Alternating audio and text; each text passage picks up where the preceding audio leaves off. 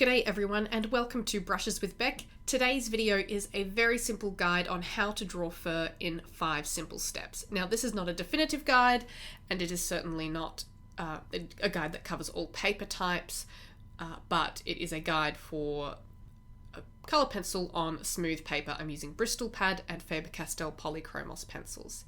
Now, the very first step for drawing fur on a smooth paper is to preserve your highlights. Now, for this, I am using a Fiskars brand little stylus here. It has 2 different size ball ends, and I am just pressing into the paper where I want some white fur highlights there, and I've indented the paper there that you can just see on the video. Step 2 is to put in your base layers.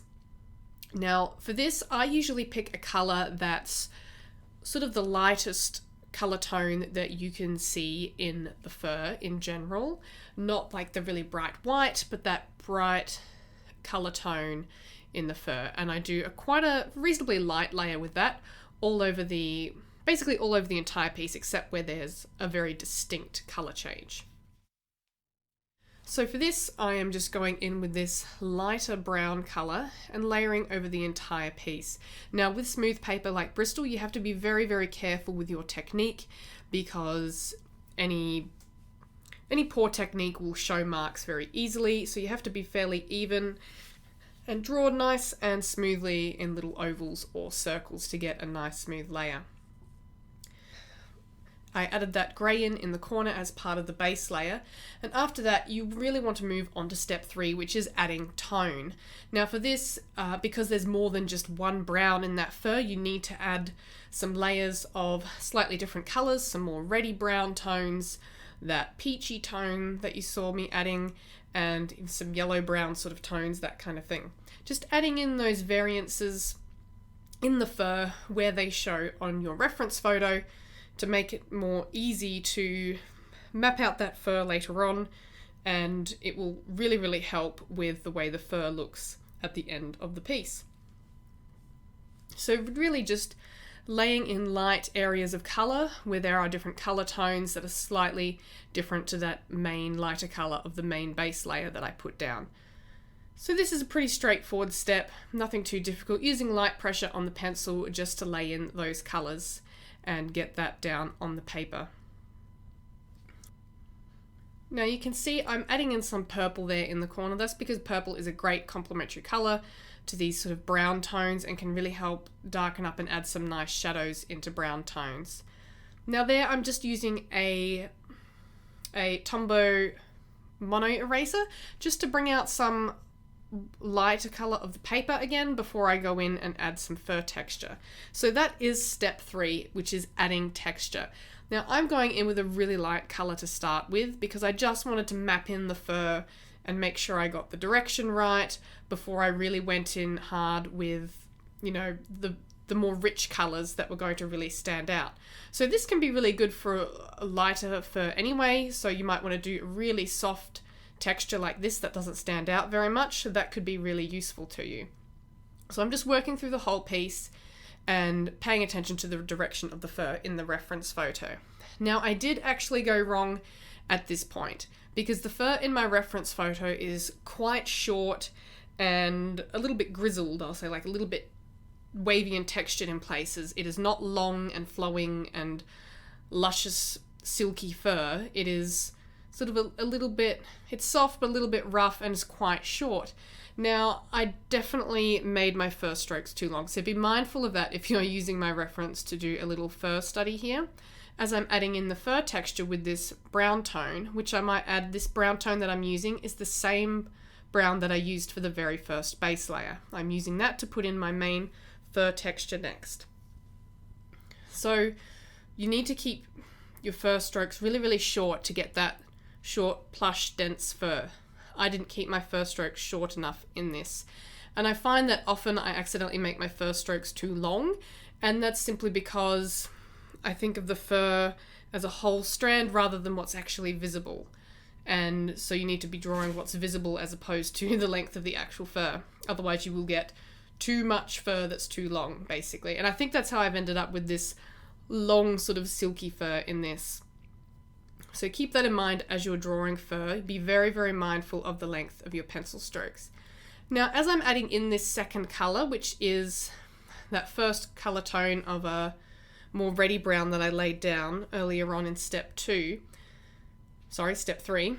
I'm actually mainly following the same pencil strokes that I already did with the first brown for the fur texture. So I'm repeatedly going over the same strokes of the pencil. So I'm not just laying down fur texture willy-nilly. I am actually going in and laying those fur strands down in the same location repeatedly over and over. And that helps build up some of the depth in that fur, and also means that I'm not covering all of the light areas. I need to preserve some of those lighter areas in the fur because they're the brighter strands, the highlights in the fur. And it's important that we keep plenty of those. So I tend to go over the fur strands that I've already drawn and simply add a couple in here and there around that, and not use the gaps to draw more fur strands, because otherwise you're filling up the entire paper if you don't leave any gaps. So now we are moving on to step 5, and step 5 is just as important as any of the other steps, and that is to add value. That means making your darks nice and dark and adding in plenty of shadow areas so that it helps complement your midtones and also brings out your highlights. So I'm working in with some darker browns and slowly progressing and building up to darker and darker colors. Here I'm using a darker purple than what I used in the tones with that lighter purple that I used. And this darker purple is really going to complement those browns and really make them pop. So I'm just adding that in there, once again, over those same dark fur strands that I've already drawn in. And then once I've laid that in, pick up my next color and move on to that and make things darker again. So just progress in that way. I like to work from light to dark. I find it works quite nicely. Sometimes I might add in a really dark area earlier on and then work back towards that area, but it really depends on an individual piece that I'm working on and how I feel comfortable working at the time. Sometimes it may seem easier to map in a darker area first, and sometimes the other way around.